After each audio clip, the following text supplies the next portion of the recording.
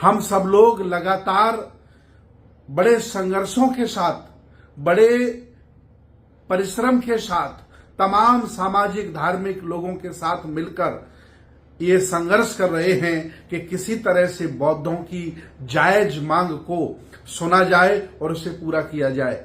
जो बीटीएमसी का जो एक्ट 1949 है, जिसमें आधे हिंदू और आधे बौद्ध रखे गए हैं, ये बिल्कुल ठीक नहीं है, क्योंकि किसी मस्जिद में ईसाई नहीं रहते और किसी चर्च में कह सकते हैं मुसलमान नहीं रहते और किसी मंदिर में सिख और जैन नहीं रहते। अर्थात हमारे बुद्ध विहार में कोई और क्यों रहना चाहेगा, वो बौद्धों को सौंपा जाए, बौद्धों का मैनेजमेंट हो, बौद्ध भिक्षु उसकी देखभाल करें। ये मतलब हम लोगों की मांग है। इसके साथ साथ हम लोगों ने भारत सरकार से निवेदन किया, एक जनमानस को तैयार किया कि जब तक हम लोग राष्ट्रीय बौद्ध विरासत बोर्ड का गठन नहीं करा लेते, तब तक पुरखों की विरासतों की रक्षा इस देश भारत में नहीं हो सकती, क्योंकि अकेला बोधगया कब्जे में नहीं है।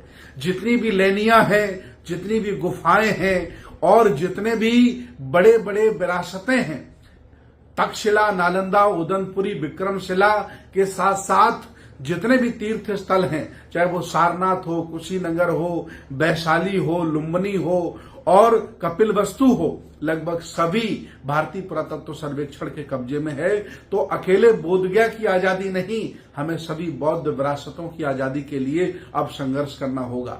हमारी जो अगली यात्रा है, नागपुर के दर्जनों लोगों से मेरी बात हुई, वहां तमाम सामाजिक धार्मिक लोग रहते हैं। मेरी 2 दिवसीय यात्रा नागपुर है, मैं नागपुर रहूंगा अपनी पूरी टीम के साथ। इसके बाद में 14 अप्रैल को, जहां बाबा साहब डॉक्टर अंबेडकर का जन्म हुआ, इंदौर के पास मऊ छावनी में हम लोग बाबा साहब का बहुत बड़ा जन्मोत्सव का कार्यक्रम आयोजित हो रहा है, वहां पहुंचेंगे और वहां तमाम सामाजिक धार्मिक लोगों से चर्चा करेंगे कि विरासत की रक्षा कैसे हो, आंदोलन को कैसे गति प्रदान की जाए। और जो आंदोलन में अच्छे तरह से लगे हैं, जिनकी नियति अच्छी है, उनके लिए बहुत बहुत बधाई, मंगल कामनाएं। कुछ लोग ऐसे भी हैं जो आंदोलन में लगे हैं जिनकी नियति अच्छी नहीं है, वो नहीं चाहते हैं कि आंदोलन सफल हो।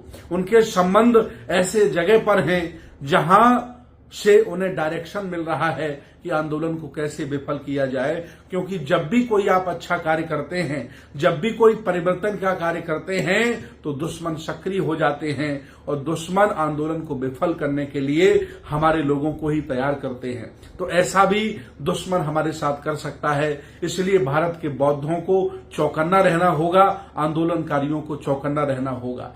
आंदोलन में जो लगे हैं, जिनकी नियति साफ है, जिनका संघर्ष बेदाग है, उन लोगों को बहुत बहुत बधाई। और जो आंदोलन में नुकसान पहुंचाना चाहते हैं, उन पर भी भारत के सभी बौद्धों को अपनी नजर डालनी होगी और उन्हें वहां से बेदखल करना होगा, हटाना होगा, नहीं आंदोलन ये नुकसान हो जाएगा।